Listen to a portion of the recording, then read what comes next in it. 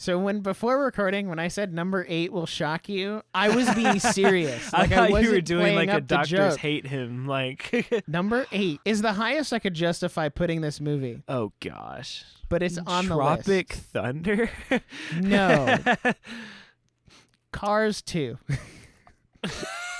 is in my top 10 movies of all time.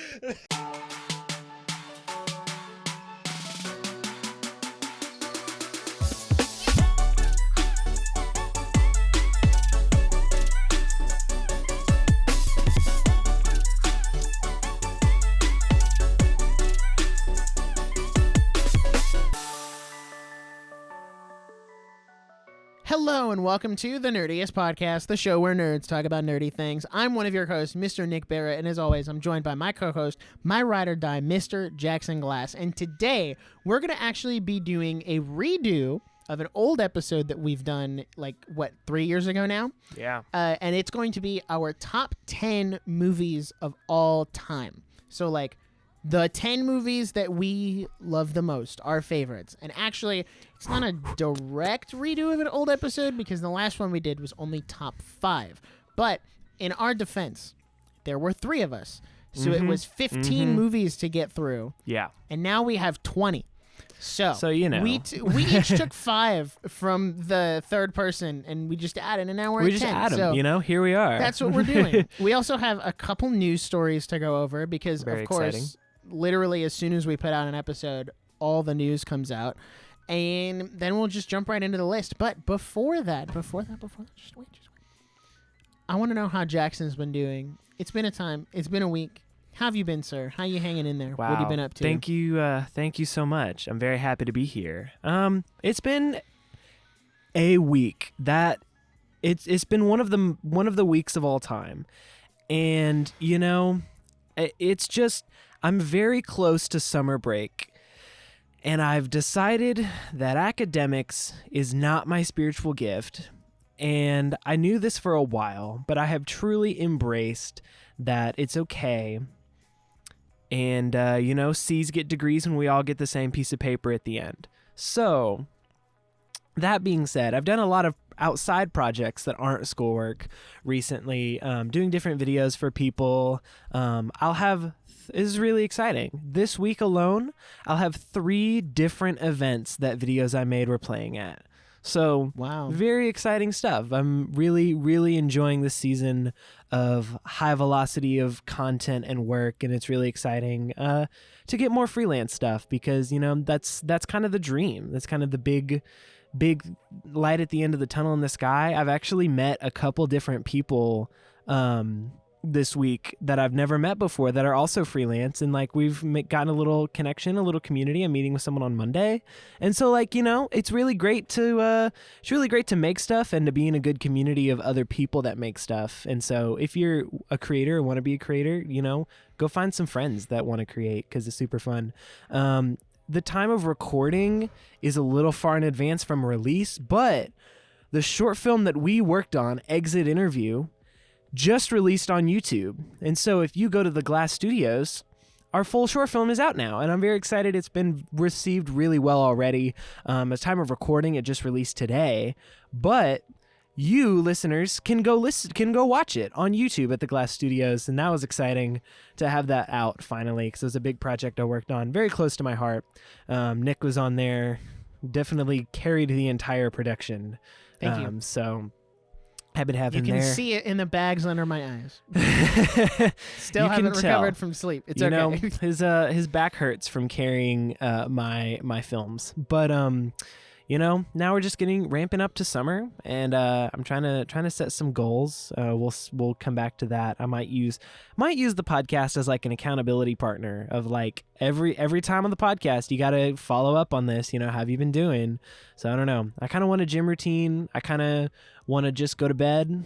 We'll jump off that bridge when I get there. So this summer is gonna be good. I'm just I want to go see a movie so bad, and I want to go to the movie theater, but nothing good is out. And I almost went and saw Monkey Man, but then I heard a couple things about it, and I know some people that saw it and said that it was weird and they didn't like it.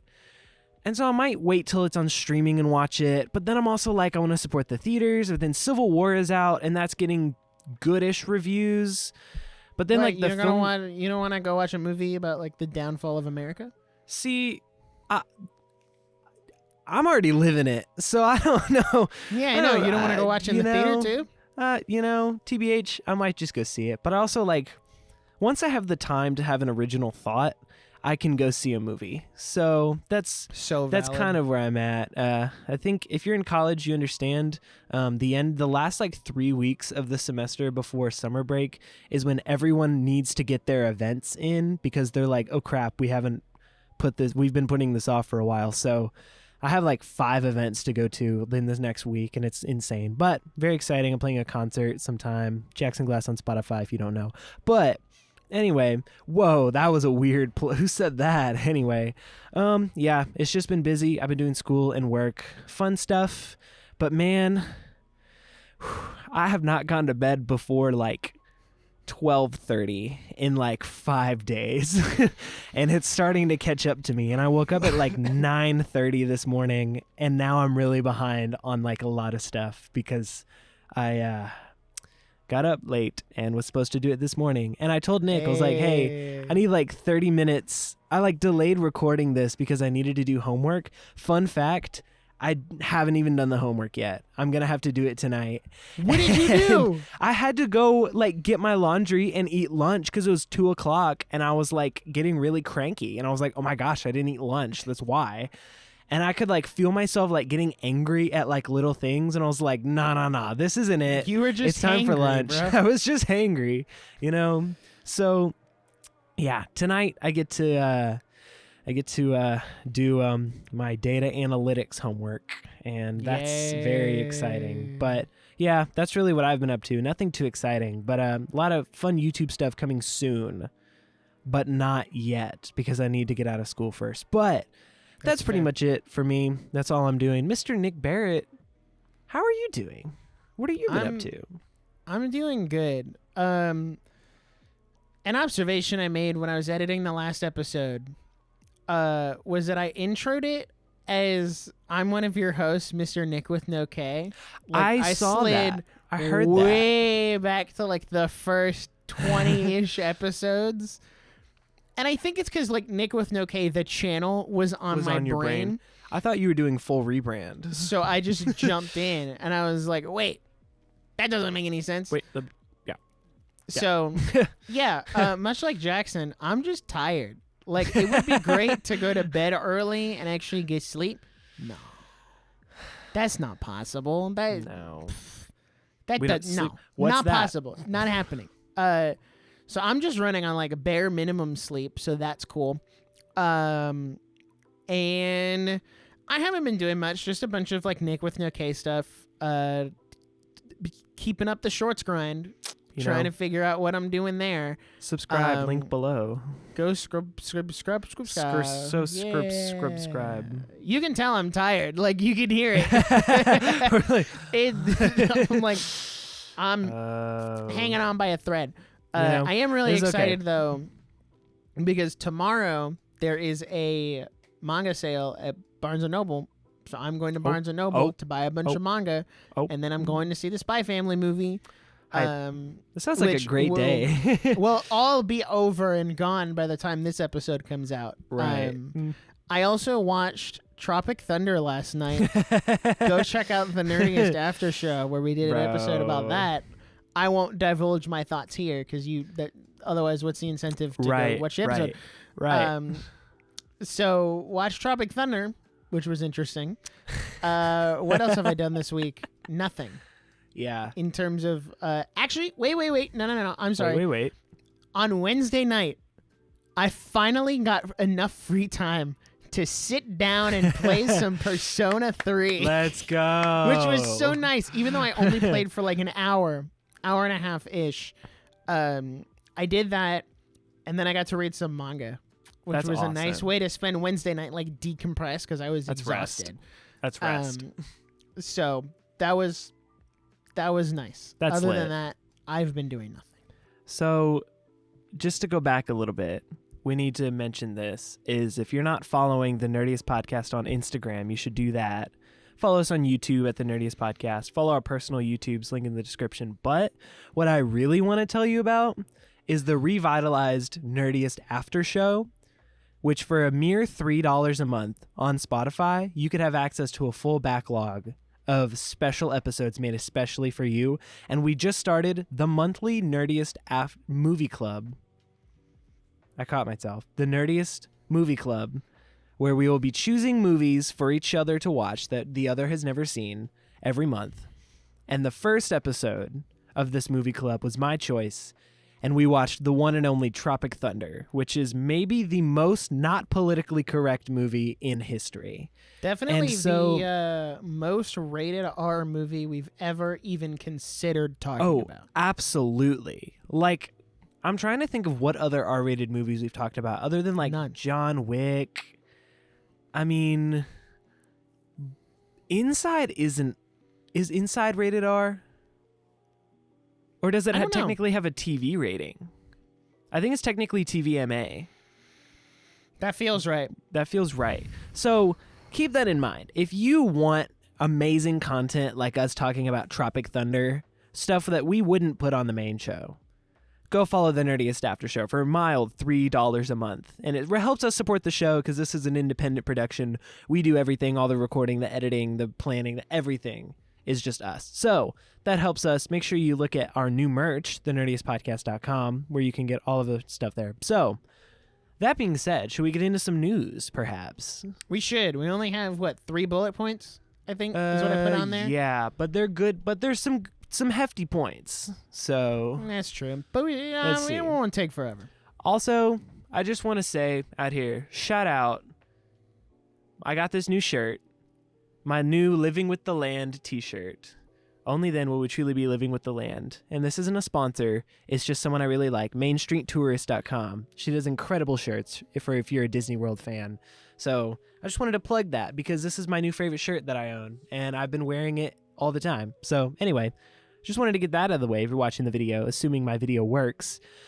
It did not work last week, and that's really unfortunate. It may not work this week. We don't really know. We're We will troubleshooting see. right now. I'm trying to figure out what the currently- problem is. I'm currently troubleshooting as many ways as possible to make my video work so that I do not have to buy a new computer No, because I Jackson. cannot afford a new computer. Listen, just hear me out. just hear me out, okay? Hold on. All right, I'm hearing you. I don't know why out. this is taking a second. Okay. Just hear me out. Hear me out, okay? All right. You can be like me, but smaller. Right? You're already so small. Like me. I can't make that joke. It's a family-friendly podcast. Why can't... Just let me. Brother, why do we need to do that? Are you Okay, trying here to we go. look at Max? No, brother, listen. You can be I'm like me, listening. but smaller. You could get a Mac Mini for as little as $600. See, that's Not a pretty that's good deal. a minuscule amount, but no. comparatively to the Like Mac a MacBook Studio, Pro. Right. I'm trying to look at what the. I mean, you're still on the M2 chip either way.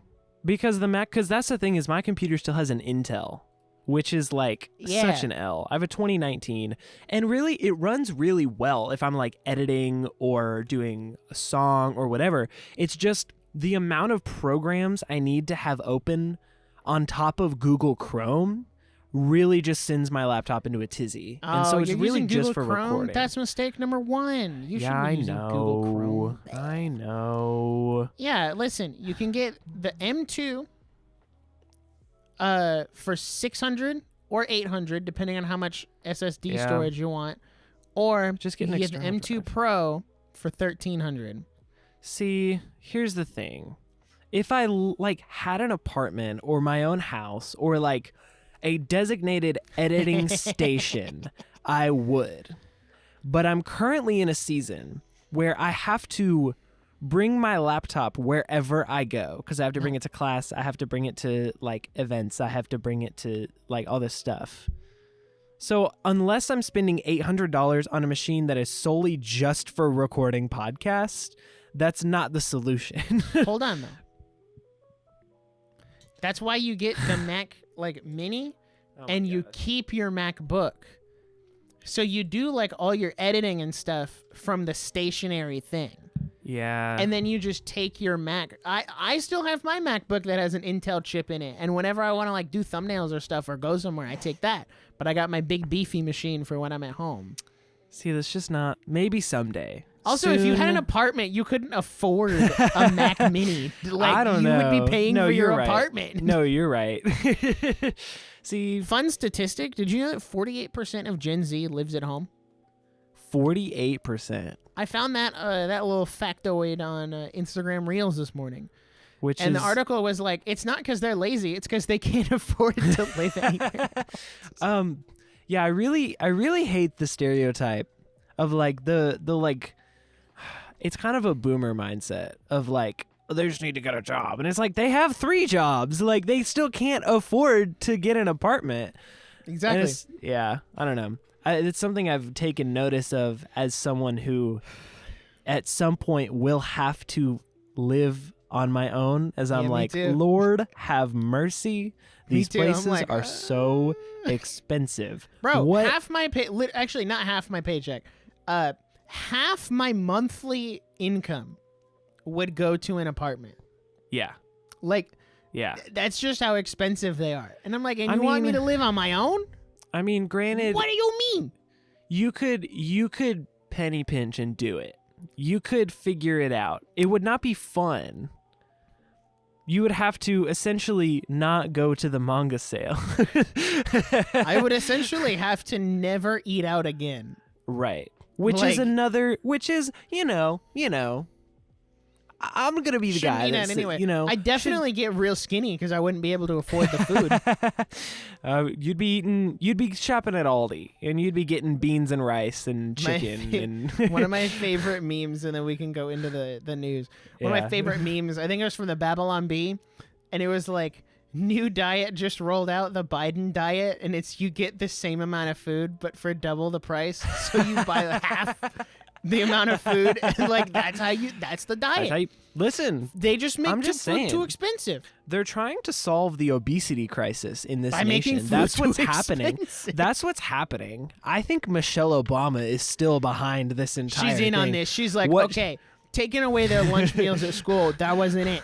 Raise the prices. Listen, just they raise can't the afford prices. it. They can't eat Listen. That's all I'm saying. I think It might this is a work. deep state conspiracy. I'm just saying. it. Just 3 episodes in a row.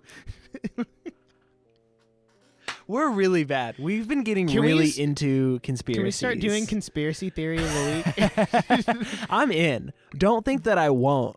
Because well, we did skip an episode. We skipped Right. the reading old writing. But Okay, right. The one before that, the digital media one, I did an Alex Was- Jones rant. the Alex Jones, they're controlling the They're controlling the thing to make you- PlayStations. Yeah, they're Yeah. controlling the PlayStation, make you want to go digital. And then last episode, what was it? I'm trying to remember. We had one, and because you mentioned it by name, I do. and you were like, "Oh, wait, this is another." Oh, it was the eclipse. We talked Yeah, it about was the the eclipse. eclipse and how the eclipse was the rapture. And now it's Michelle Obama is raising food prices to solve the obesity crisis. I mean, I don't What know. is That this seems show a lot turned more into? realistic than some of the Guys, stuff I see on Instagram. What is this? Like episode 122? Like at what point? What is this? Is this 22? 23? 122. Okay. 122 episodes in, you start to just not care what you say anymore. 122. 1 plus 2 plus 2 is 5. 5 divided by 5 is 1. 1 plus 1 is 2, which is how many people co-host on this podcast. 2 people plus 1 person is the Trinity. Oh, this podcast is the Rapture. Right. No, got hear it. me out though. Hear me out. Mental 120 gymnastics. 122, Oh no. right? 1 plus 2 is 3. And then 3 with a 2 is 32. 32. Follow me. If you swap those two numbers, because we're the host, right? You have to swap us. Then it goes to 23. But That's how If old I'll you- be next year. that's how old you'll be next year. But also, how old were you when you started this podcast? 17. 17, which is really close to 10. right?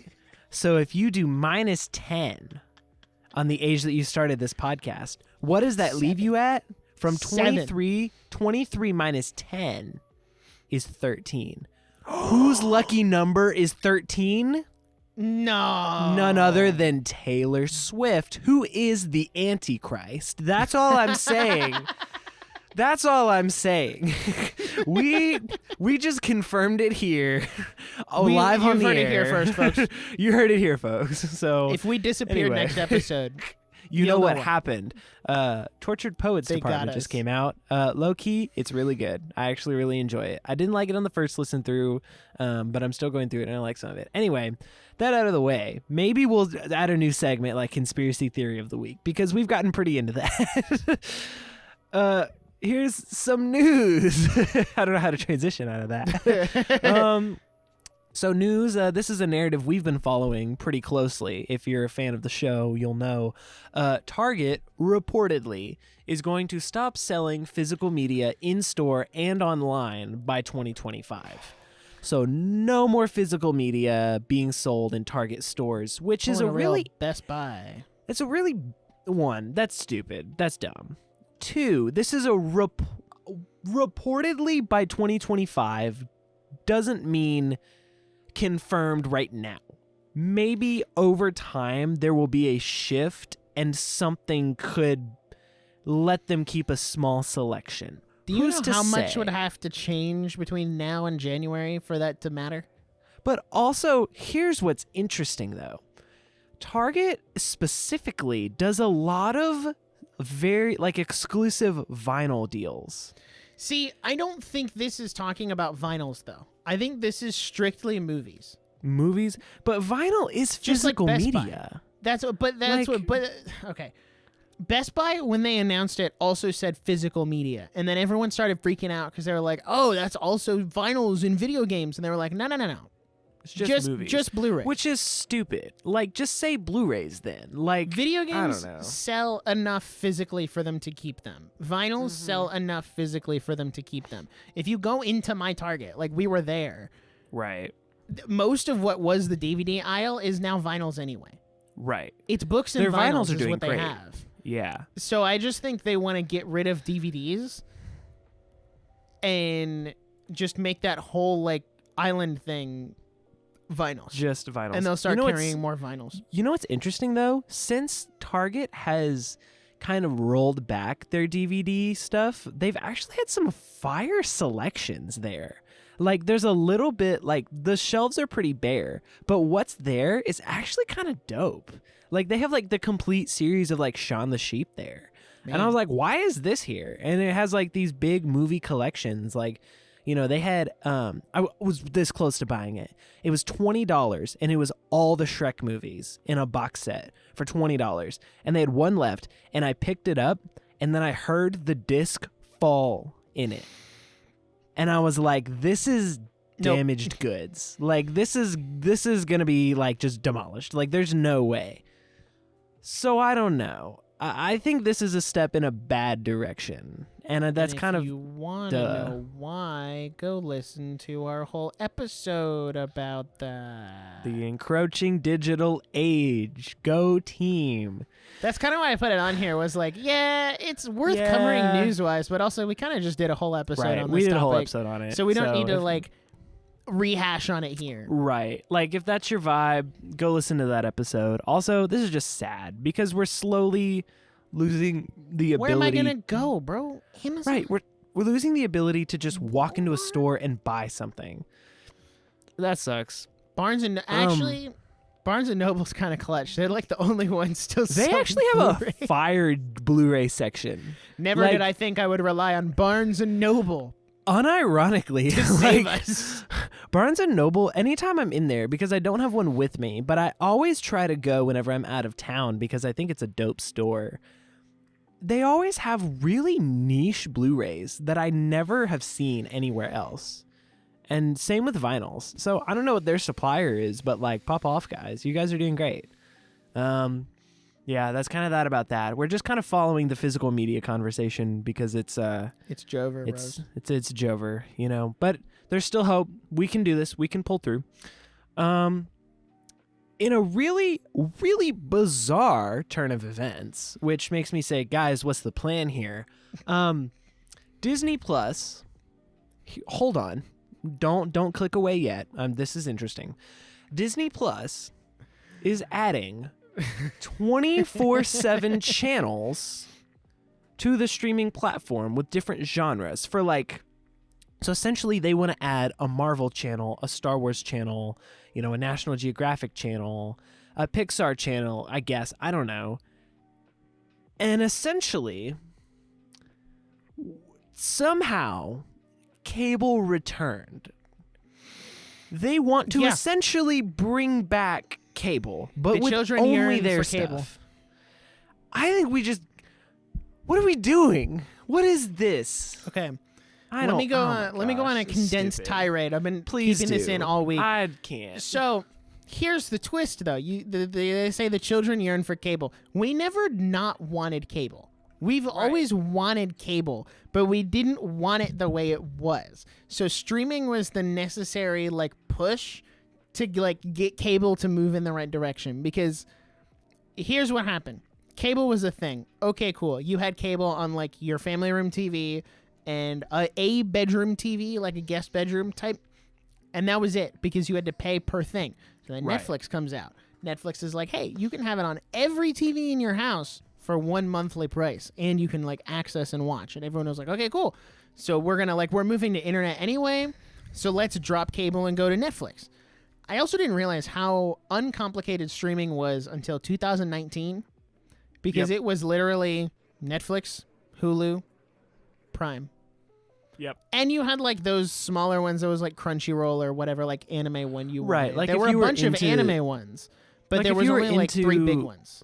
If you were really into something niche, if you were into Showtime, you would get your own Showtime, or you'd pay for HBO if you were weird like that. So but they weren't huge. And then after that, we exploded to Disney Plus, HBO Max, Paramount Plus, Peacock, Discovery Plus. Right, which just got folded into Max, but So what's happening is, and again, we kind of talked about this on the encroaching digital age, is there's such a surplus of choice. It's the same psychology as to why there's 30 different types of ketchup on the shelf, but the same 2 brands owns all of them. Right. It's to give you the illusion of choice. It's to overwhelm you, to kind of force you into picking one. And that's kind of what's happened with streaming is people will spend hours upon hours scrolling through Netflix trying to find something to watch instead of just picking one thing and using that same time to watch said thing. Mm-hmm. So I think the reason they want to add in these channels is, one, I guarantee you they will have ads run on them. They're trying to find another some kind of revenue stream. Because a big selling point for streaming was you could go ad free, and then we realized how much money you lose when you go ad free. That's the point of cable, was to run ads during your program. So there's that. But then also, this feels very much like the Lo-Fi Girl 24/7 stream where you just kind of turn it on. And I think a lot of people will flock to the cable-esque channel on Disney because it's a way to just take away the choice and you just watch whatever's turned on. I also wouldn't be shocked if they use this as a way to cancel their Disney Channel cable channel. Yes. And move that, which is something I thought was going to happen for a long time. Yeah. When Disney Plus first came out, I was like, this eventually is going to become all of the Disney Channel stuff premieres here. All of the Disney XD stuff premieres, Playhouse, Disney Junior, whatever. Mm-hmm. It's all on Disney Plus, which I think is a much better use for that because we never not wanted cable. We just wanted the convenient side of it. So I think the ideal streaming service would be one where you can watch it live if you are able to sit down and watch it live, but then an hour later it's uploaded and you can just watch it whenever. Hulu does that all the time. Oh yeah. Where a show will air and then right after it's done airing you can go back and watch it if you missed it. Right. That is the ideal version of cable that I think we're slowly coming back to. Right. Because again, we never not wanted cable. We just wanted it to be more convenient as everyone's lives got a lot busier and you were no longer able to be home at 5/4 Central to catch the newest episode of Brooklyn Nine-Nine. Right. No, that makes sense. And honestly, I'm not opposed to this idea because we've slowly been adding live TV into streaming for a while now. Like Hulu has done that forever. Like, Paramount does live sports, and like it's like a big selling point now. And it's so funny because we're like, oh my gosh, these streaming services are letting me watch a live event. And it's like, bro, this is just cable. Like, this is just cable. But also, here's the thing. I really, really like the point of we never didn't want cable. It was just such a hassle to pay. It was so expensive. And it's like someone had to come to your house to set it up, or you had to know how to set it up. Right. And it was just it was really complicated. But this seems like a really interesting idea to maybe essentially bring back the togetherness of TV.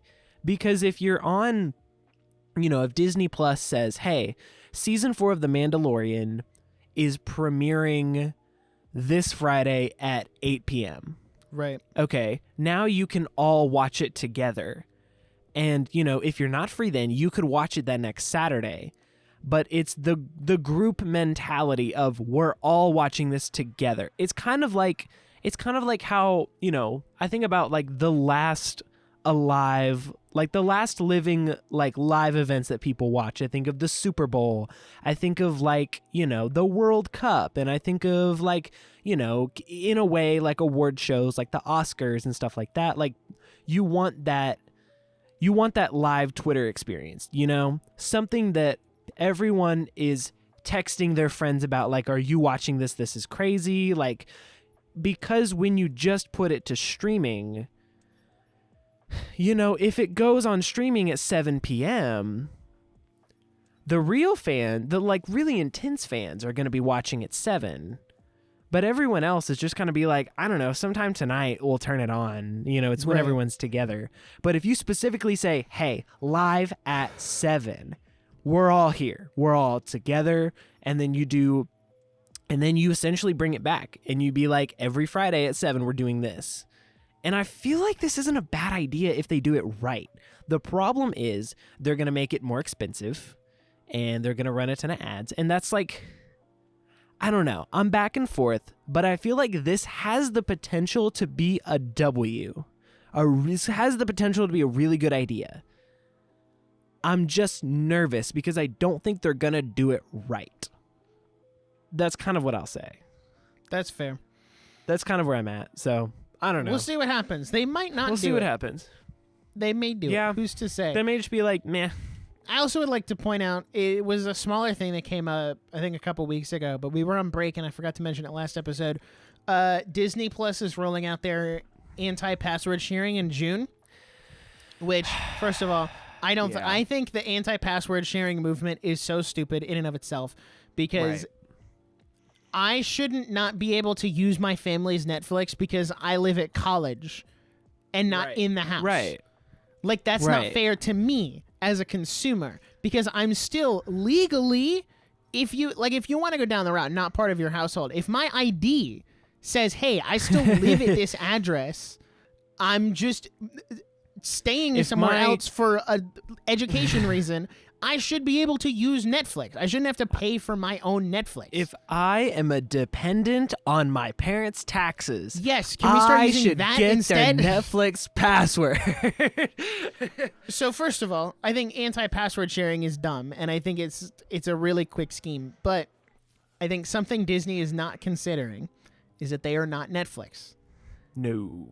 As a service that is hemorrhaging subscribers like nobody's business, I don't think implementing an anti-password sharing is going to work the way you think it is. Because with Netflix, they did it and it was successful. And as soon as that happened, I said, okay, now you're going to watch Disney Plus do it, Hulu do it, HBO do it. Everyone's going to do it because they saw the big dog, the OG, did it and said, hey, that worked. Mm-hmm. But here's the difference. I think there are a lot of people, and also Disney Plus put in their thing. Netflix will just kick you off and be like, hey, Right. you can't, like, you need to make your own account. Ah. Disney Plus apparently will just terminate your account and just end your account. And I'm like, Yeah. First of all, terrible idea. Why Yeah, would you no. do that? That is burning bridges that you do not want to burn. Second of all, that means you're canceling people's subscription forcefully. So one, if they're not alienated by that, think about all the people who have Disney Plus who are like, oh, I have the one that's just every year, so like I'll just pay the Right. whatever, even though I want to I'll cancel just it, renew but then I have you it. know. If you forcefully cancel that account, those people aren't coming back because they were just looking for an Yeah. excuse to not have Disney Plus, and you're giving them that out. And I don't think people are like going to Disney Plus in droves. They're not flocking there No. in droves to be like, oh, like if they had implemented this from the start in 2019, very different story. Oh, absolutely. But now, absolutely not. I don't think this is going to work for them. I think they're going to see a massive drop in subscribers because even if the account termination isn't a thing, if that's Right, just a rumor right. that I saw That's just somewhere a on rumor. Twitter, Right. there are a lot of people who share Disney Plus, and that's the only reason they still have it. Right. So that when something random goes on there, they can watch it and it's Right. whatever. Or like when The Mandalorian comes out, I can be like, oh, Jackson, can you give me your Disney Plus so I can watch Right. The Mandalorian? If they can't do that, people are going to cut. Yeah. Especially Oh, with yeah. like everything else in the world getting more expensive, people are just going to cut. Oh, absolutely. And I don't know. I just don't think it's going to go very well for them. And I think eventually, if it goes poor enough, they will backtrack on it. And they won't do it. Yeah. I don't know. Here's the thing. There is hope.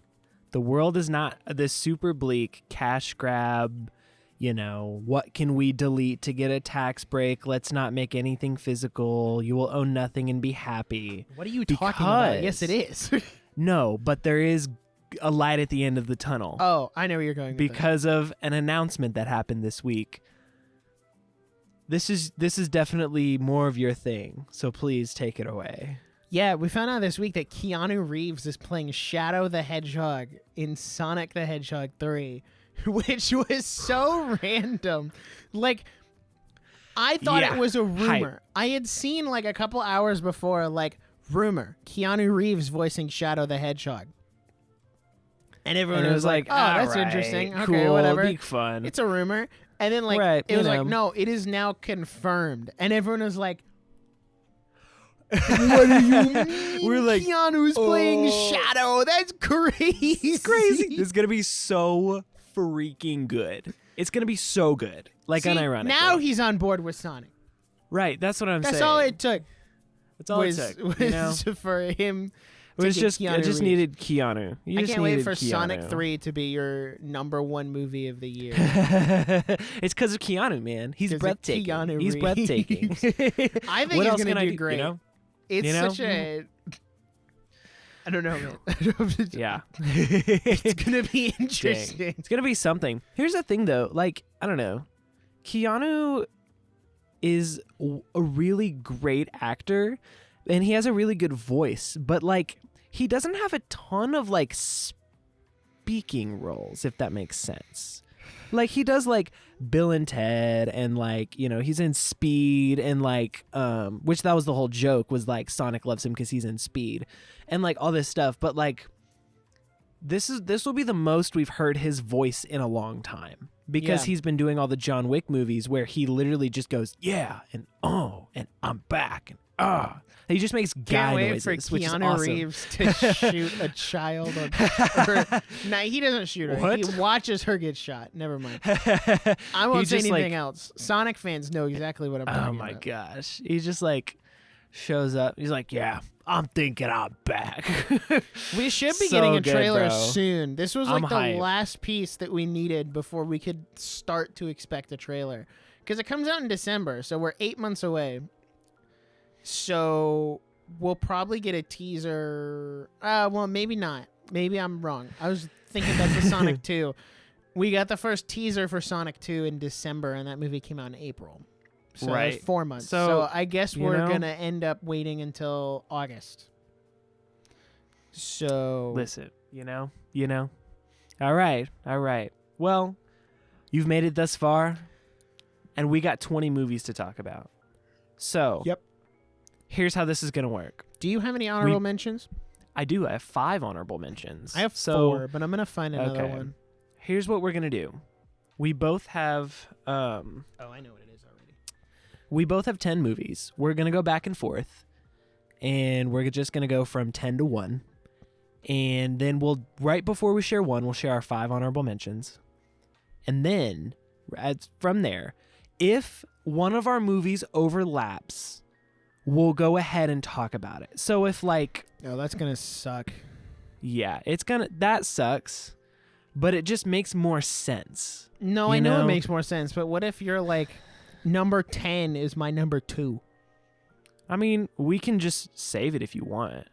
I feel like if it's a top 3, save it. Right, save it. If it's anything else, we can go ahead and knock it out. I guarantee you none of my top 3 will be in yours at all. You're probably right. So I don't think any of my... yeah. Well, I might be lying. I don't know. We'll see. All right. Would you like to start us off with a little number 10?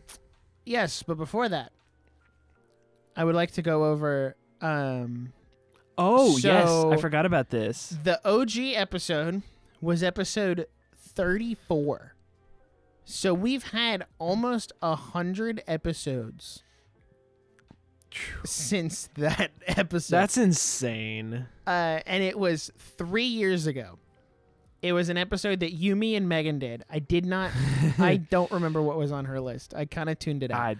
I was just listening through to catch our top 5 to see how much it truly has changed. Yeah.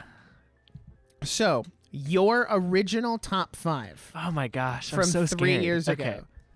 Do you want to try to guess what they are? Give me don't take too long, but give me a brief what you think your top 5 would have been. Probably Inception, That's on there. Ratatouille, the Lego movie. Nope. No. Fantastic Mr. Fox. Yep. Okay. I don't know after that. I really don't. Really? Is Star Wars? Is Star Wars on there? Nope. Is there a John Wick movie on there? Nope. There's 2 movies that you really like that I don't like. La La Land. That's definitely on there. And I won't say I don't like the other one. I just don't like it as much as you do. Secret Life of Walter Mitty? Nope. I don't know why I put my hand up. That wasn't it. Jumanji? Yep. So that was my top 5. So not in order. So from 5 to 1, it was Jumanji, Ratatouille, La La Land, Fantastic Mr. Fox, and Inception. Okay. So you got all That's 5 so of the movies interesting. just in the wrong order. Right, but the wrong order. That's My so top interesting. 5. Jumanji was Do you want to guess mine too? I want to see if you remember. Oh, gosh. You were Empire Strikes Back. Okay. The Emperor's New Groove. Yep. The Lego Movie. Yep. Weathering with You. Yep. Tangled? Yeah, you all 5. Let's go. Not in the right order. You were very close. Let's go. From 5 to 1, it's Tangled, Emperor's New Groove, The Lego Movie, Weathering with You, Empire Strikes Back. Booyah. So I'm very interested to see what the other 5 are, but also how the top 5 the itself top 5 has changed. That's so interesting. Mine So- has definitely changed. Mine It has absolutely changed. Yeah, same. So, kicking it off. Kicking it off. Hit me with the number I'm trying 10. to think. Oh, now I want to make last minute changes. It's not going to be 10, but I'm number 9. I'm thinking about changing. Okay.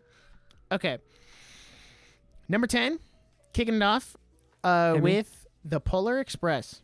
Oh, okay. Which okay. I didn't think a Christmas movie would be on here, but dude, I love The Polar Express. When I went and saw it in the theater in December, I was getting smacked in the face with this nostalgia.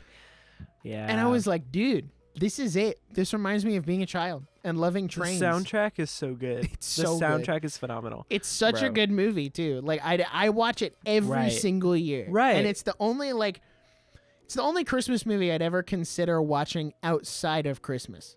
Right. Because it's just a good It's movie. a good winter movie. Like it doesn't even have to be Christmas. I think here's the thing. I really hate the argument of like the Polar Express is so creepy. The animation sucks. I'm like, grow a pair. This is a good movie. You goober. Like, what a loser. This is a good movie. I'm sorry. Like, also, I intentionally did not put any Christmas movies on my list because once I started thinking of Christmas movies, there was 3 of them. And so I was just like, I'm excluding Christmas movies because I like them too much. They're in a different bracket. That's so fair. That just doesn't need to be a thing. Okay. Ready for my number 10? Little different than the Polar Express, all right? And we had this conversation. This counts as a movie. This is Bo Burnham's Inside as number 10. That's your number 10? Here's the thing. Wow. I love Inside, but I can't watch it too often. It will wreck me. That's it fair. does something to my brain. And here's the thing. Inside legitimately changed the way I create. It gave me hope to think oh, you can independently do work. You can do video and music independently and it works and it's possible. But because of some of the subject matter, it's not one I can just turn on any day. Right. But it's just the music is banging. It's hilarious. But it's also tied so well in with serious commentary and so I don't know. I think it's wonderful. And I figured it was on your list too. Yeah, it's my number 6. There you go. Man. Number it's 6. Good. I didn't anticipate talking about it this early. Sorry. I can really save have it if you want. thoughts. We can I'll save just, it. I'll just you save can save it. I'll save have it. thoughts later on. Yeah. So 'Cause yeah, it's later down the list. Inside is just it's a banger. It's a 10 out of 10. It's legitimately 10 out of 10. I remember watching it for the first time. I was by myself. It was 1 a.m. when I started it. And I needed 48-hour recovery because And it then just you got me to watch it. I didn't know what to think. And then I got you to watch it and now you like it even more than me. And so it's Exactly. it just works, It's an inspiration, really. All right. All right, number 9. Number 9 is Toy Story 2. Toy Story 2. I think Toy Story 2 is the best out of the Fascinating. trilogy. Fascinating. It's just such a good movie. Fascinating. I rewatched it last year and I was like, dang. That was actually kind of good. That was another hard element of this list was not making it all Pixar movies, which we need to do a top Right. 10 Pixar movie Oh, absolutely. list in the near Wholeheartedly. future because I could Yeah. fill up that list, dog. So I like Toy Story 2. It's hard to talk about why it's a favorite, but I don't know. I just remember watching it a lot growing up and I love Toy Story. Yeah. And I was considering putting Toy Story 3 there, but I ended up kind of putting it in my honorable mentions, and I'll get to why it's there later. Yeah. But yeah, dude, Toy Story 2. Toy Story 2 is banger. Also, my introduction to Japan as a kid. Let's go. Got to start somewhere. See, And now we're here. See, the first one is phenomenal too, but it sets up the characters so that they can thrive in Toy Story 2. Exactly. And they're all at a 10. And it's just amazing. And the music is incredible. The characters are great. It's just a great movie overall. Don't think that it's not. All right, ready? Number 9. This is a movie I just bought physically recently. All right, ready? Really? Ferris Bueller's Day Off is number 9. Mm-hmm. Okay. I watched this movie for the first time over COVID 4 years ago, which I hate that sentence, but I watched it and this is a classic John Hughes, this is what Matthew Broderick is still known as, but it's just legitimately it's a really feel good movie. I can turn it on and just kind of be some goofy antics, it's a classic high school, kids good, adults bad movie that I think the 80s really perfected, and it really like makes it a fun watch because the only movies we have like that just want to have fun are like the Disney Channel original movies, and they're really just dumbed down. And so like I think that teen movies in this period really took their audience seriously, and I really love that because it's fun and it's goofy, but also it has so much heart and there's so much deeper message. It's not just them goofing off in Chicago and having fun. It's like actually really sweet and heartfelt and like really thought out. And what's interesting is when I was writing our newest short film, Exit Interview, which is on YouTube now, I mentioned that earlier, I was really stuck on my character in it. And I was like, I don't know how I can make the character likable, but also kind of suck. And then I watched Ferris Bueller's Day Off just in the background while I was doing homework, and I realized Ferris Bueller is a jerk. Yeah. He's kind of the worst, but I love him. He's like, I wish I was him. And so I really just got a lot of creative inspiration from how well written this movie is, especially in its characters. It's hilarious. Just a great movie all around. I highly recommend if you haven't seen it. So very inspirational film as well. And this will be a common theme, is a lot of these movies are movies that inspired me to be creative. And that's how they've stuck with me over time. That's fair. Mine is just, I really like these movies, and if I had to like... These are my desert island movies, for sure.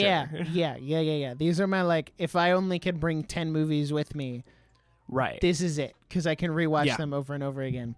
Right. All right. Hit me with a number 8. Ready? Number 8. So before recording, when I said number 8 will shock you, I was being serious. Like I wasn't. I thought you were playing doing up the like joke. a doctors hate him. Like Number 8 is the highest I could justify putting this movie.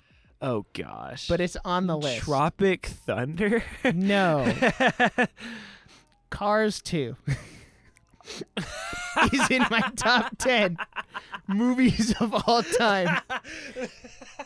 Let me give a brief backstory, because I know it's been a long time. Actually, it's been almost 4 years since this started. We haven't made a Cars 2 joke in a long time. We have not made a Cars 2 joke in a long time. That used to be our entire brand, was the Cars 2 joke. So, for context, because this kind of builds into why this movie is in my top 10 at all.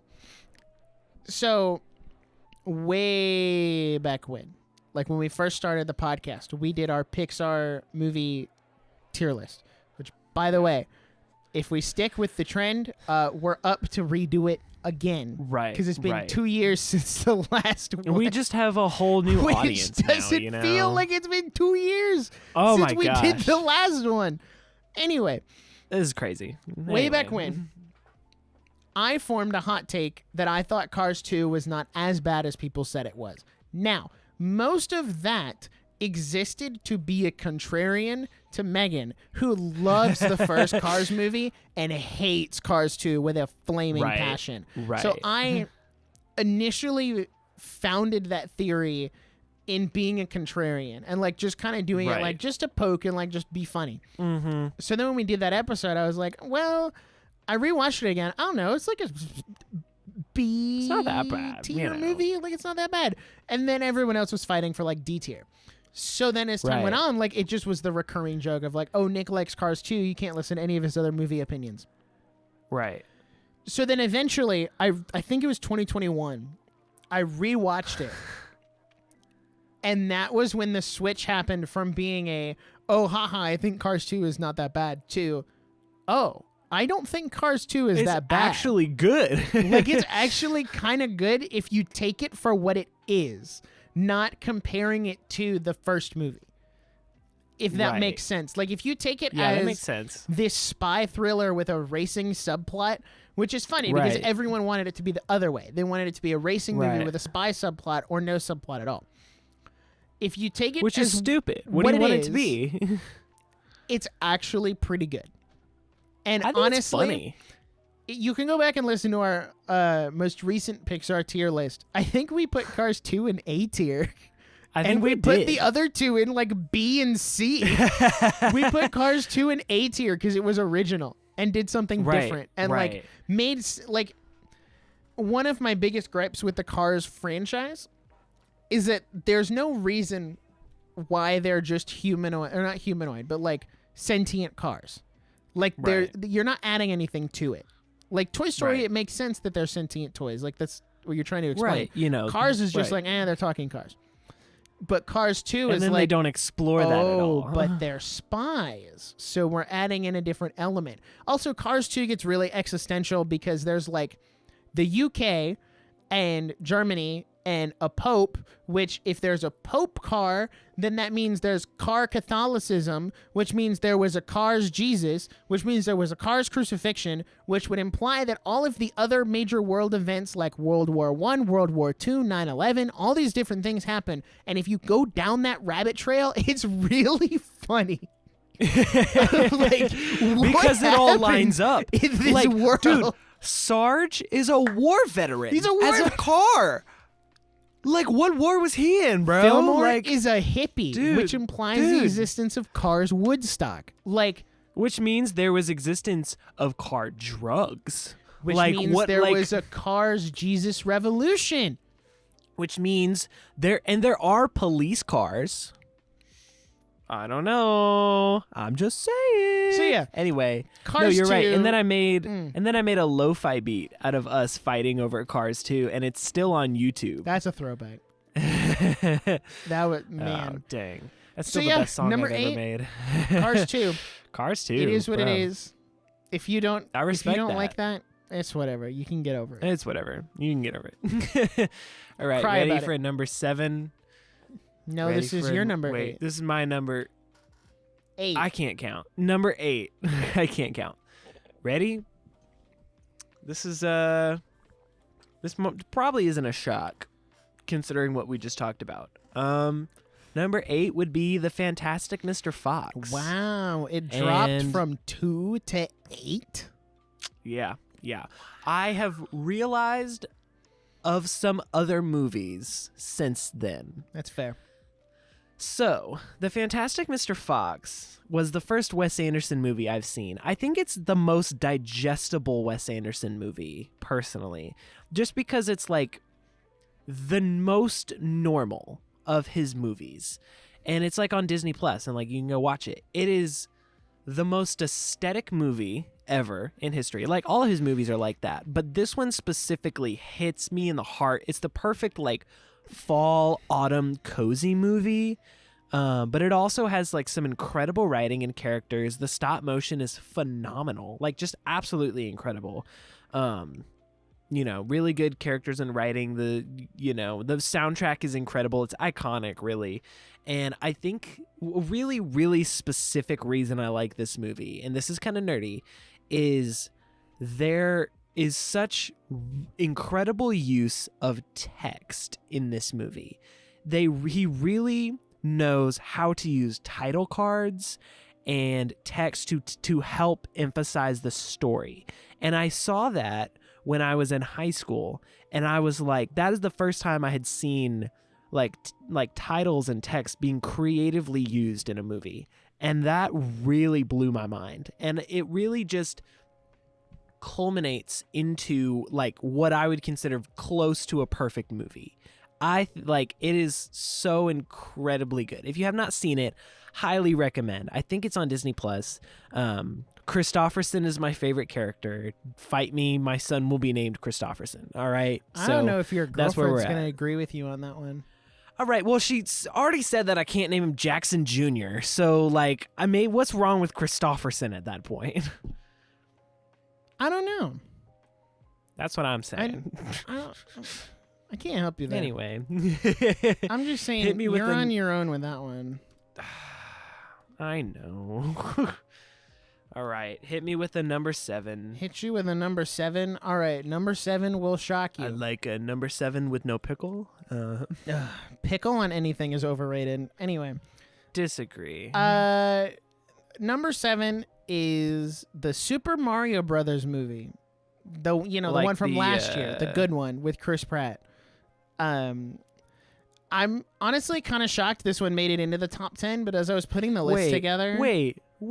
You like the animated Super Mario Brothers movie, like from Illumination? Yeah.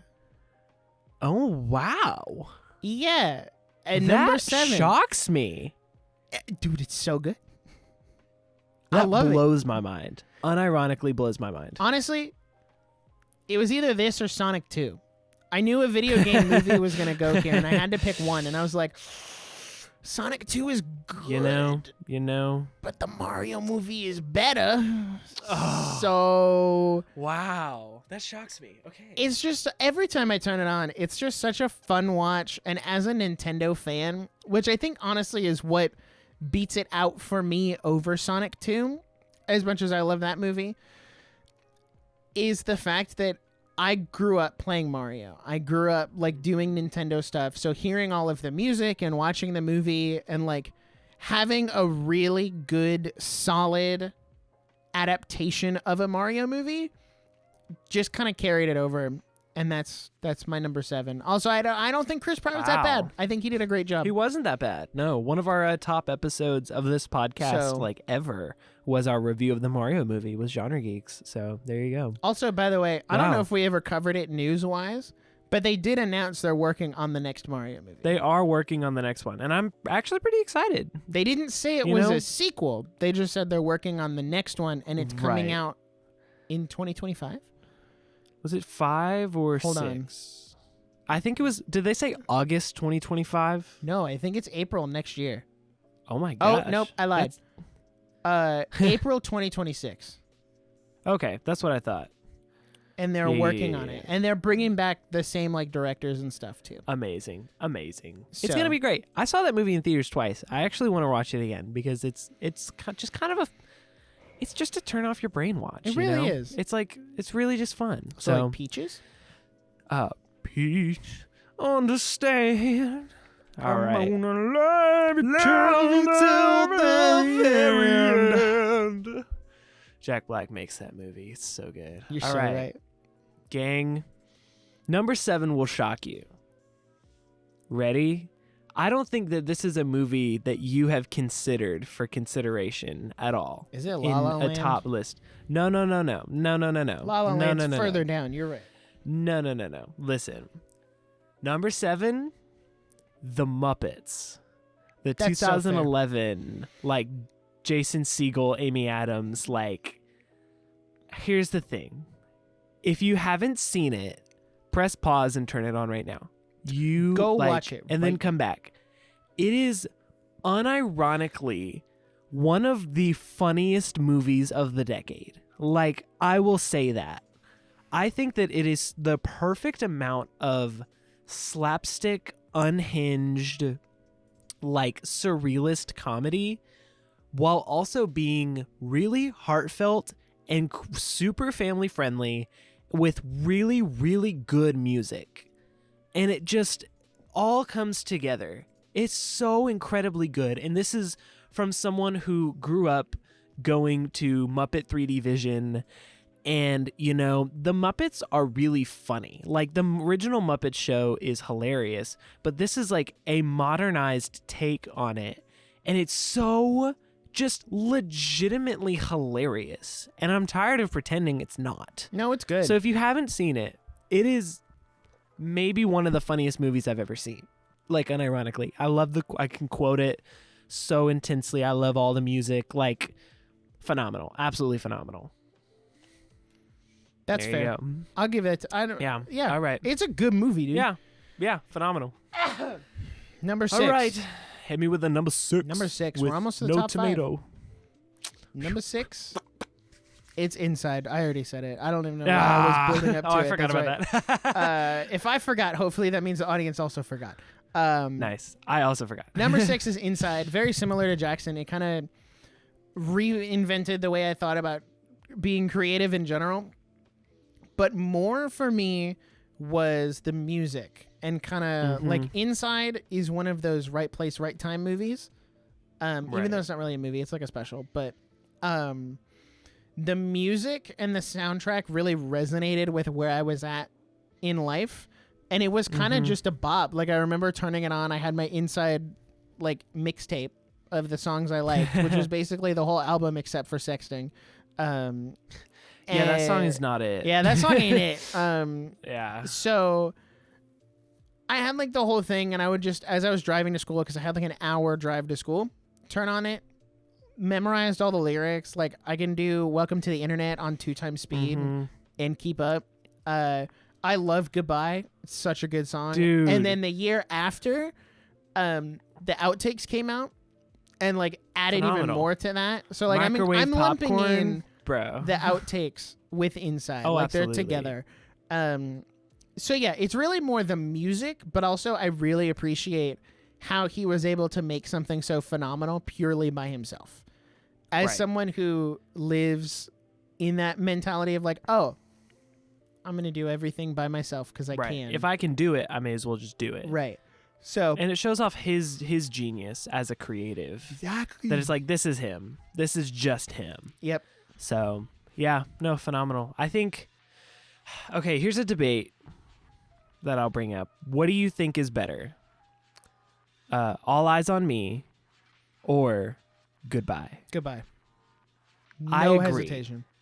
I think I will take Goodbye any day of the week over All Eyes on Me. Goodbye is a good song all the way throughout. The only part of All Eyes on Me I like is the main chorus Right. where he's talking Get about like your the ribbon ocean hands rising. You say the ocean's rising like I give a. You say the whole world's ending, honey, it already did. Exactly. Listen. If you guys know, listen to Pomplamoose featuring Nick Campbell Destroys. He does a version of All Eyes on Me on the talk box. Bro. And it legitimately the best cover song I've ever heard. Like truly phenomenal. So very explicit. I need to put that tag. Inside is very adult. Yes, not a kid's just thing. in the language and the Kids theming, don't watch it. but it's phenomenal. All right.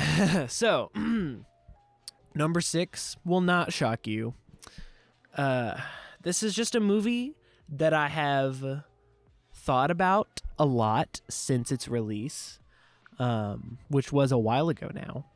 And it's just one that has stuck with me for this whole time, and it's another one with really good music. It's a one that has a video game that I have 100% on the Xbox One, and it's a movie that I used to intentionally fall asleep to every night in middle school, and that would be the Lego Movie.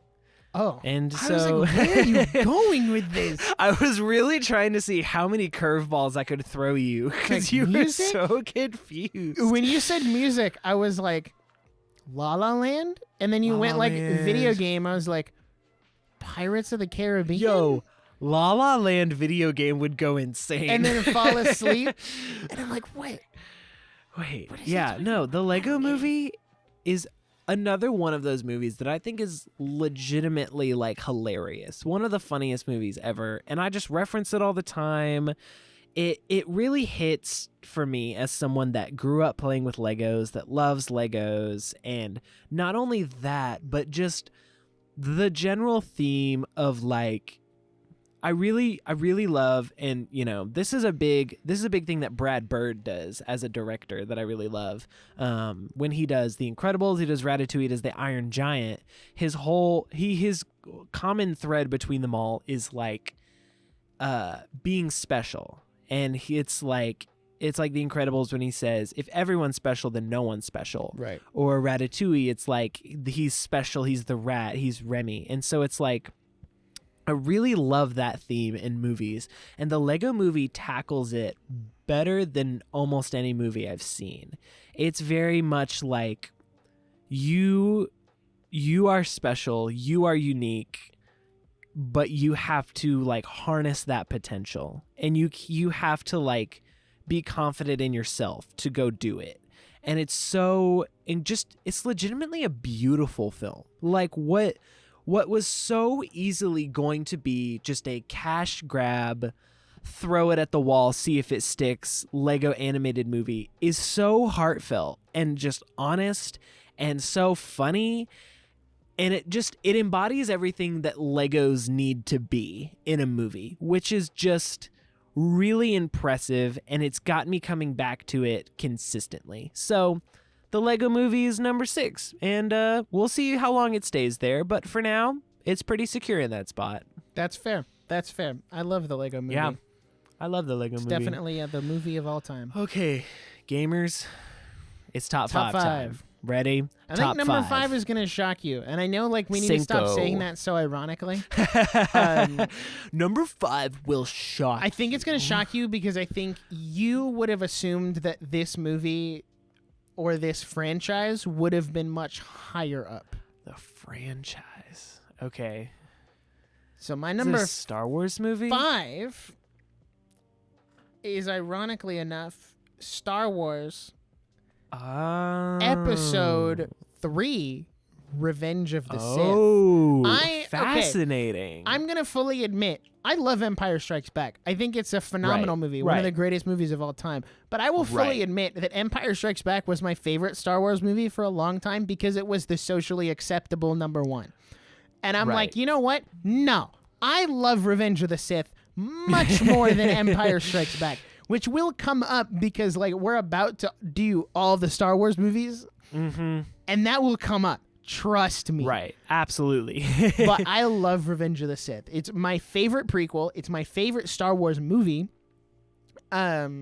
Which my top 3, not to spoil a Star Wars episode or whatever, but my top 3 Star Wars is Revenge of the Sith, Revenge of the Sith, Empire Strikes Back, The Last Jedi. Which is one from every era. But it is what it is.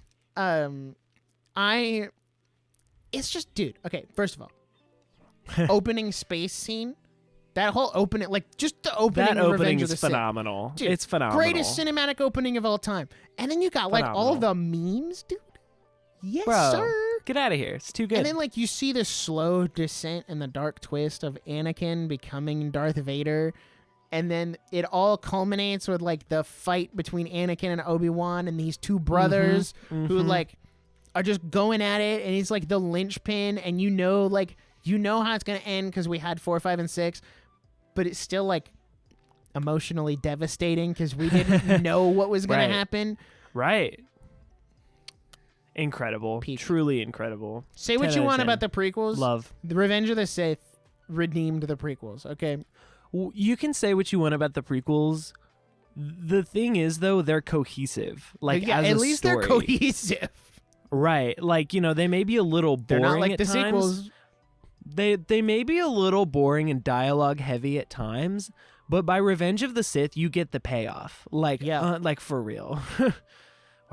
Wow, that's a good number 5. I expected that to be higher. I figured you would have a Star Wars movie, but I figured it'd be top 3. So I'm very interested to see. Yeah. All right, number 5. This is a movie that I watched when I was maybe 13 years old. And it was one of the first movies I saw that made me realize that movies were cool. And since I have seen this movie, I have watched it at least 8 times. And I even got to see it in the movie theater for its anniversary release. Oh, I think I know Fun what you're fact, talking about. When this was in the movie theater, I had watched it the week before, and I did not care. I went and saw it in the theater anyway. And that is none other than Christopher Nolan's Inception. Wow. Now. From 1 to 5. What a... Wow. Yeah. What a jump. I know. This was my number 1 movie for all of high school. This was I was the Inception guy. I was obsessed with it. I think... Now, I will also say, I have not seen all of his films. The word on the street is that this is not his best film. And a lot of people I know don't like this movie. I think it just really... the time manipulation in this movie is incredibly brilliant. Here's the other thing, people will say, oh my gosh, you have to watch Inception 100 times to understand it. It's not that hard to understand. If you pay attention to Inception, you can follow the story pretty well. It's not that hard. But it is I really love movies that have a different watching experience every time you watch it. And Inception is the #1 movie I've seen with that case. Because every time I watch it, I notice something different. And it makes me realize how incredible of a storyteller Christopher Nolan is. Oppenheimer's the same way, honestly. Probably just because it's so dense that I'm like not paying attention 100% to everything. But Inception is a movie that I could watch on repeat and notice something different every time. So there you go. Top 5. Inception. That's fair. That's fair. All right. Number 4. Number quattro. 4. Mine. Is it the same as it was before? Let me. Come on, Face ID, work properly. No. Now we're getting into our. It's now not. we're getting into our letterbox 4, right? What's so funny is like, for you, Inception went from 1 to 5. For me, Star Right. Wars went from 1 to 5. Right. So it's not That's the so exact same interesting. movie, but it's very interesting. You know? No, my number 4 now was my previous number 1. Oh. Or I'm sorry. No. That's wrong. My number 4 now was my previous number 5. So, and that would be none other than the hit Disney movie Tangled. Dude, Oh. Okay. peak, I see the vision. bro. Tangled? No, you see the light. You know what I'm saying? Tangled? At last I see Best Disney the couple, light. best Disney romance of all time, best supporting male, best female character. Like, this should have won all the awards. It's a phenomenal movie. Okay? I will not hash out the Frozen versus No, Tangled we can't- debate we don't have time. again. We don't have time. We quite simply but you don't know have how I time. feel. You know how I feel. But Tangled, phenomenal movie. I haven't watched it in a hot minute. I need to do it. And it's We just need to as simple. rewatch. So, off topic. Remember how I said I like building Legos while watching movies, but I didn't like have the Right. space for it?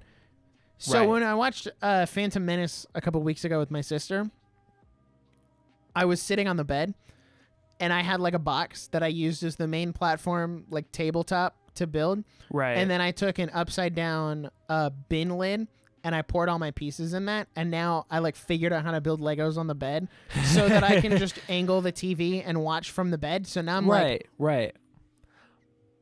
we've cracked Tangled the code. rewatch We figured it out. during... So that's Listen, cool. Little Lego build while watching Tangled? No, I need a perhaps? girlfriend first. That's the No, ultimate that's right real. there. Listen. Girlfriend, Legos, and Tangled. Dude, could you imagine? What else do you need? What else do you need? I would be set. I would be set, bro.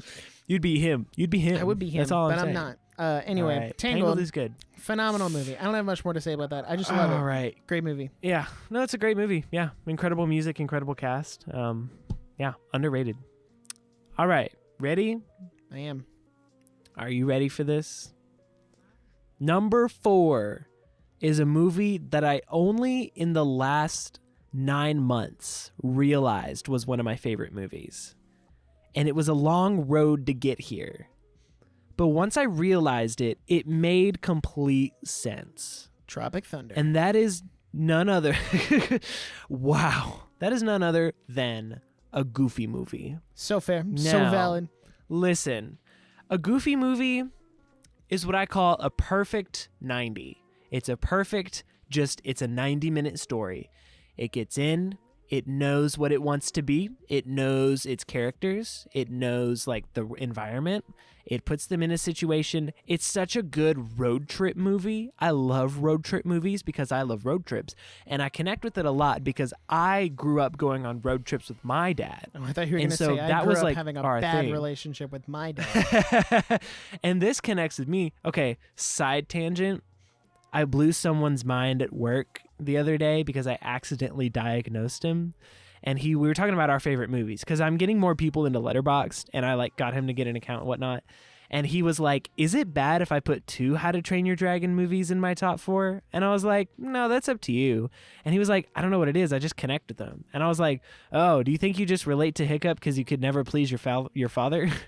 And it was like really unhinged comment, right? And then he sat down and he was like, oh my gosh. Oh my gosh, you're right. He like needed a minute, and I was like, I'm so sorry. I did not mean I did not mean to diagnose you like that. But anyway, a Goofy movie, phenomenal. There's music in it. It's incredible. Max and Roxanne, one of the greatest underrated Disney couples of all time. True. Phenomenal. Listen.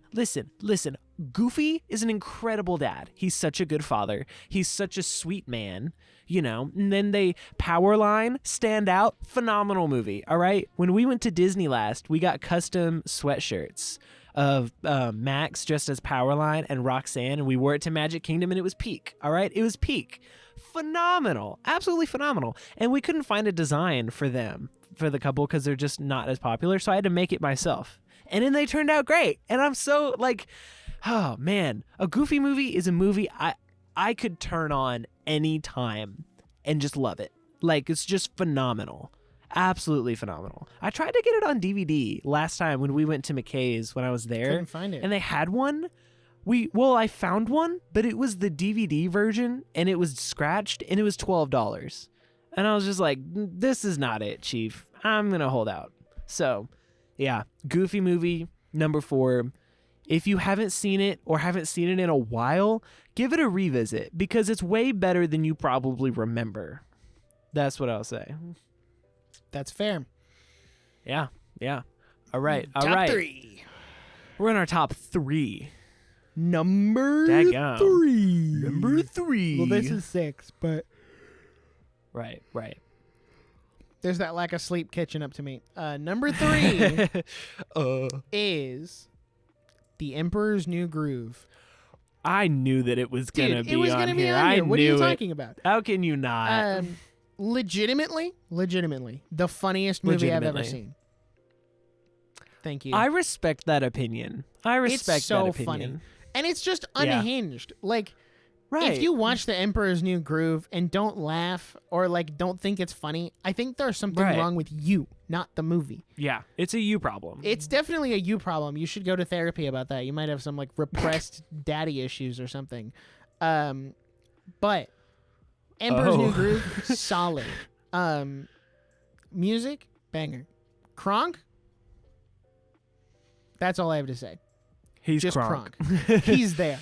He's the best part of the movie. It's all coming together. It's all coming together.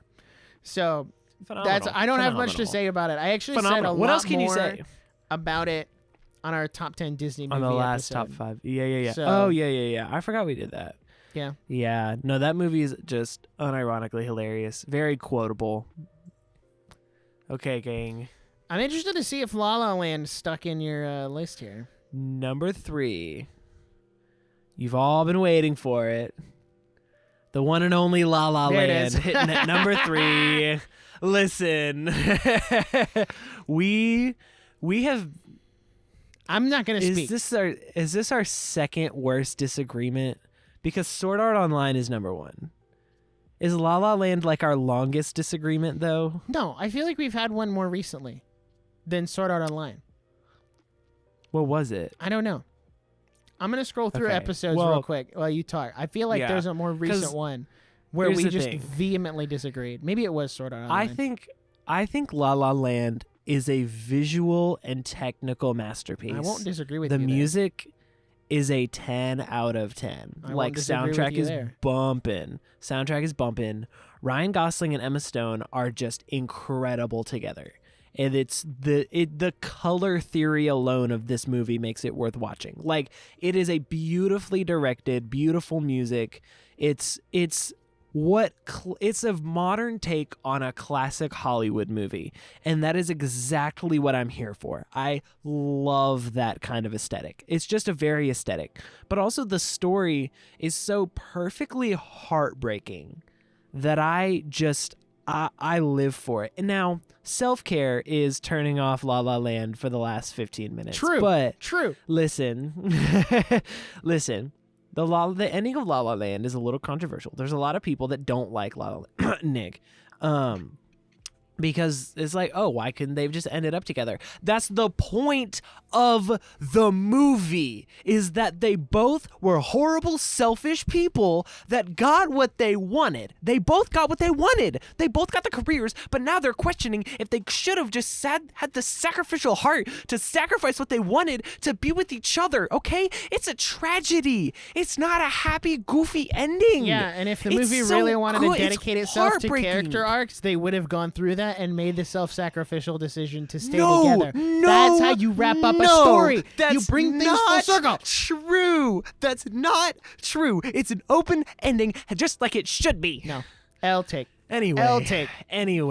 It's La La Land is exactly what it needs to be. Our last That big, is- Our last big disagreement was Sword Art Online.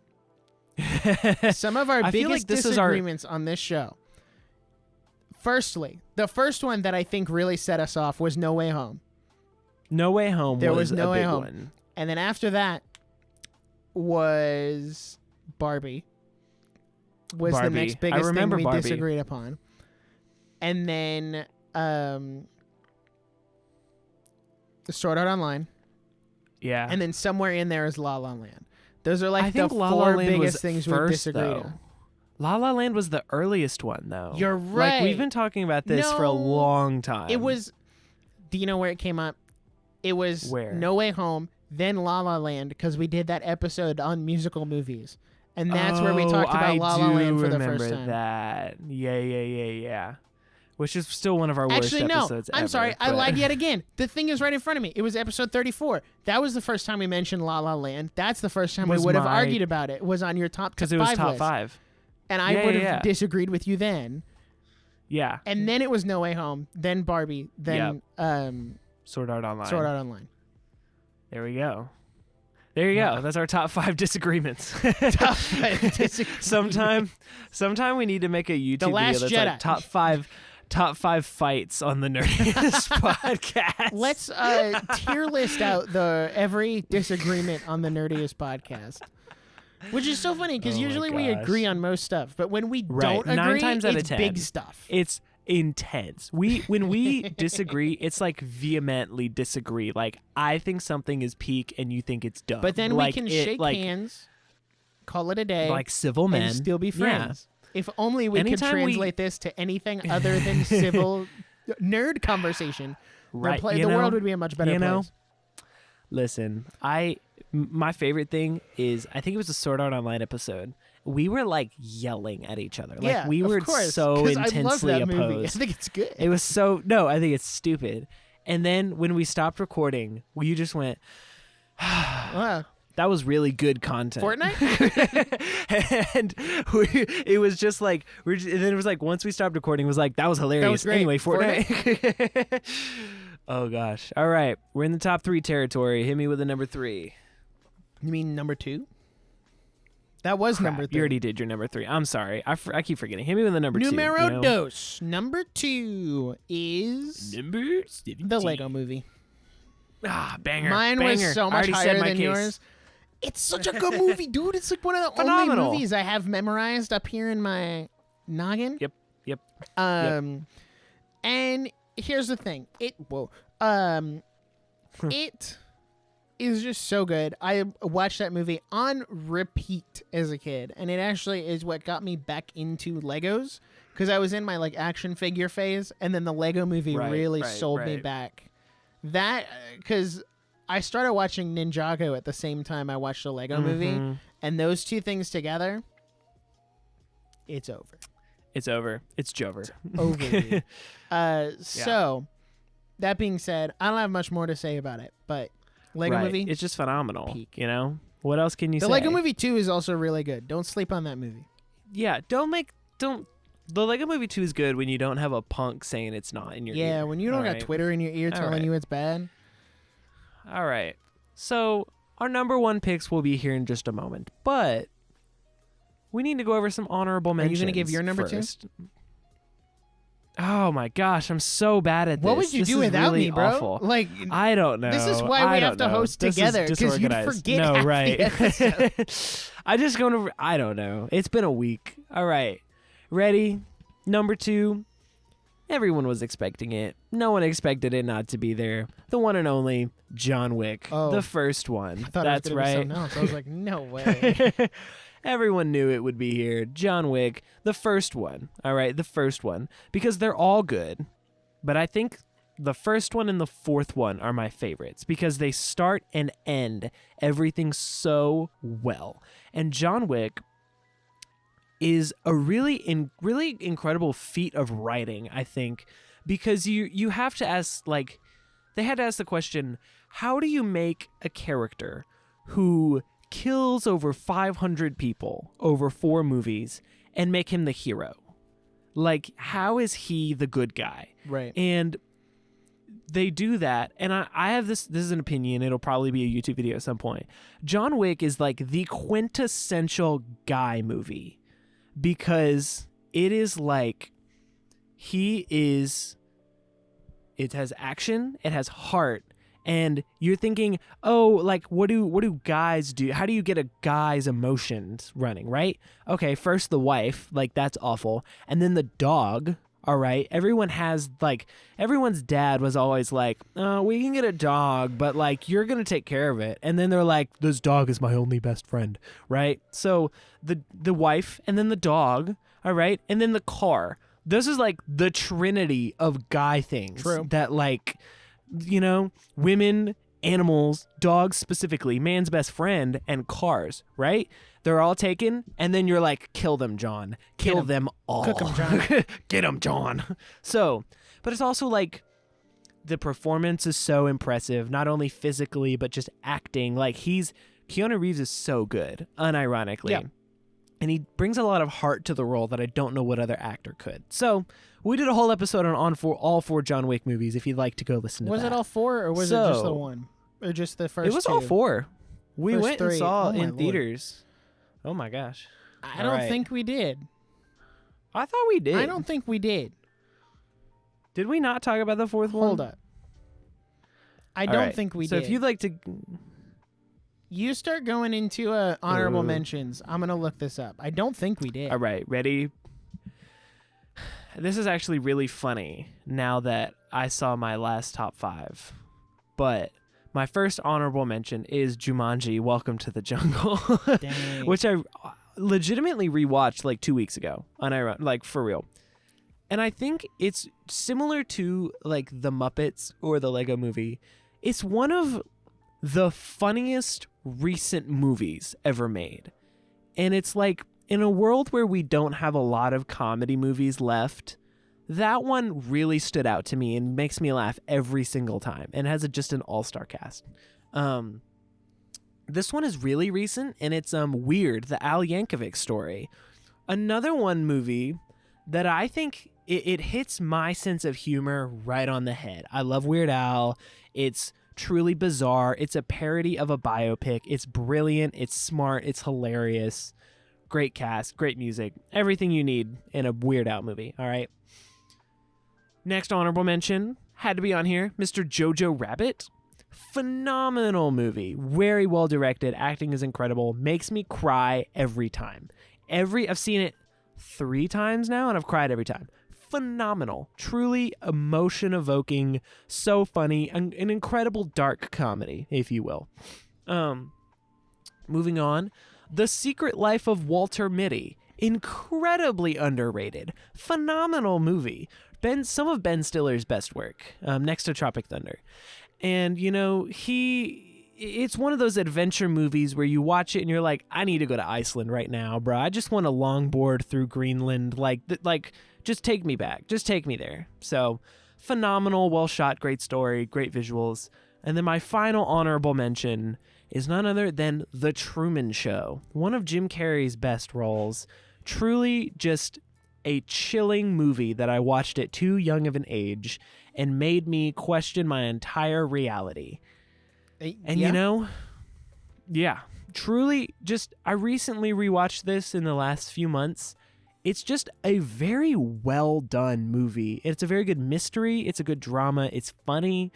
And it's so creepy, but you really care about the characters. So It's on there, and it's stuck with me, even though it's not one that I've watched like 100 times, but it's one that is stuck with me, like, even though, despite that. So, those are my honorable mentions. Hit me with some. All right, so number 15. Well, I'm sorry, it's actually not number 15. That's just the number it is on Letterboxd, and I got thrown off. First honorable mention is, as I said earlier, Toy Story 3.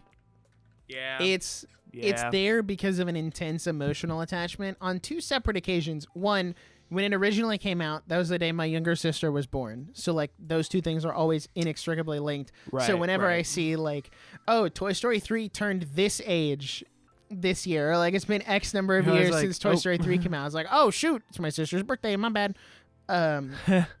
So there's that. The next like reason is it is the only movie I've seen almost 500 movies. The only movie to make me involuntarily cry. It's Toy Story Because 3. when I got to the end where he was like playing with the toys right. and like giving them away and moving on and moving to college, it hit me like a truck, dude. I couldn't stop it. Yeah. Usually I'm like, oh, I feel myself about to cry. I'm gonna stop. I'm gonna stop. I'm just gonna No, I couldn't Don't stop cry, it. don't cry, It don't just cry, don't started cry. like Right, I just it started just crying, flows. dude. Because Right, I it just relate to flows, it now, you know? especially as he was like driving away to go to college and all his toys were like, see you later. And I'm like, dude, as someone who's been to college, like it hits different now because I didn't understand. But then like it all started when his mom was like standing in his room and it was all Right. empty. And I was like, oh, I remember Like, that. My room was "Oh, empty because I can't was do taking all my this." stuff. So Yeah. yeah, that's why Great it's here. choice. Great choice. Next one is, and this was hard to pick between the two. Guardians of the Galaxy, the first one, Volume 1, almost made it in the top 10. I wanted it can't in the believe I top 10 so forgot. hard, Bro, I can't believe I forgot about Guardians of the Galaxy. but I had to put it there. Shoot. So here's a pro tip. Shoot. Next time we're putting together a top 10 list, here's my here's what I do. I make a new list on Letterboxd, and then I go through every single movie I've watched, and if there's one that like I think that could be on the list, I put it in the list, and I go back and I then you just sort it. call it out later. That's why Yeah, Guardians that's a made it good into the word. honorable mentions, because I would have forgotten about That's it a too. good word. Really good, really solid movie. Yeah, Also another phenomenal. Chris Pratt Seen movie, it dude. I 100 love Chris times. Pratt. Bruh. Next one is Empire Strikes Back. Come on, dude. Second Ah, best Star Wars movie phenomenal. ever. Phenomenal. Peak. Amazing. Phenomenal. The next one is The Princess Bride. Oh, that is a banger. It's such that's a like, good movie. I know that's like a quintessential like top 5 movie for everyone, but like it's because it's phenomenal. Like, it's good. You can't say it's bad because it's not. Right, It's right. good. No. And then no. my last honorable mention is Finding Nemo. Wow. I love that movie, dude. I did not expect that. Maybe it's because I also have repressed daddy issues. Could be that. Could also be that. It's another one of those that I grew up with. Like, Yeah. since birth, Yeah. Finding Nemo has been playing, and I'm like, dude, that's my Yeah. movie. You're like, yeah, banger. I used to have Banger. like a Wow. I didn't expect a that. Bruce puppet that like you stick your hand in. It was plush. It was great. Right. So Wow. That's amazing. Well, okay. You we're ready? down to the wire. I think. Listen, Number we one. both know each other's number one. They're like, Yeah, no, we do. I think the audience knows our number Because- one. We're not secretive no, they about have it at to. all. They have to. No. So maybe not to disappoint you, I'm not going to spend too long on my number Me one either. because I've gone on this rant like a billion times at this point. None other than Ratatouille is my Ratatouille. number one. You got a rat-a-tat-a. Hey, why is it called that? What? Ratatouille. It sounds like rat and patootie. Rat patootie, which does not sound delicious. Now, Ratatouille, I've gone on this rant a million times, so I don't listen. Visiting Ratatouille, France Pavilion in Epcot, Whoa. you can call me a lame-o Disney adult if you want. I don't even care, bro. Tears. I literally teared up the first time I saw like the Ratatouille section, because it's been it's been a movie I have watched since childhood. Like, it's just phenomenal, and it has influenced my entire creative philosophy my entire life. And when I did like Ratat Hamilton, which is the Ratatouille Hamilton crossover, which is on Spotify if you'd like, Jackson Glass anyway, it just kind of cemented it, because when I did that big project, I worked on that song for 8 months and that music video, and it made me force me to study Ratatouille for that long. And I think I have a deeper understanding of the movie in a way that I don't have with any other movie. And it just connects me to it so well. And that's why I get so emotional, like when I watch it, or like when I hear the music, or like when I'm in Epcot. It's like, it brings me back to when I was the first time I really grew into my creative groove that I have been on for the last few years. And it's really just an incredible feat of a movie. I will take the leap and say Ratatouille is a perfect movie. Wow. I'm going to say it. That's what I've got. I've done the rant a million times. Reach out to me if you want to hear more. So it's up to you. That is very epic and cool. Yeah. All right. My number one. All right. We all know. You already know who it is. Oh, my Lord. So I was scrolling through our old episodes, right? And I realized that with the Oshinoko episode, I forgot to put the Divider TNP episode whatever. So it's just Oshinoko, Jackson's anime adventure. Oops. So nobody knows what episode it was. I'll go back and fix it when we're done. Anyway. My number one, Shocking Nobody, Weathering with You. Dude. Ugh. Fire beyond water. And every time I doubt myself, I go watch the movie again, and I'm like, no, that is so valid. That is so epically based. And now that I have an anime channel, I'm going to make a video about Weathering with You, because nobody talks about it. And it does not get the respect it deserves. It's peak. Does it have its flaws? Absolutely. Absolutely. But it's still really good, dude. The music? Yeah. Bro. And much like you with Inception, where like every time you watch it, you find something different. Every time I watch it, I find something different. Like the thing I noticed on the most recent rewatch is at the very beginning of the movie. It's such a subtle detail. At the very beginning of the movie, Hina doesn't have that little necklace thing until she goes to the shrine and becomes the Sunshine Girl. And then she gets the collar with the little raindrop. And then at the very end of the movie, when she comes back and they do that shot of him and her on the ground in the rain, the collar's broken. So, like, it's this little symbolic thing of whether she is or isn't the Sunshine Girl. And she never puts it back on. And I didn't notice it until this most recent watch through. That's awesome. And I was like, what? I wholeheartedly believe that Weathering with You is the movie that a non-anime fan would enjoy. Yes. Like, if you have a friend that doesn't like anime and you wanted to show them a movie that they would like, that is the movie. It's a good converter anime is what I call it. Yep. Yep. I also have all 3 volumes of the Weathering with You manga, and I have Weathering with You on Blu-ray, 4K, and DVD. Booyah. I have 2 dude, Booyah. I love this movie. It's so good. Truly, what can I say? Truly. Well, truly one of the movies of all time. Here we are at the end of this episode. Now, we both just gave you 15 movies that we recommend to you. All right? If you have not seen 15 that math movies. Don't math, brother. We both just gave 15 movies. We did our top 10 movies 30 with total. the 5.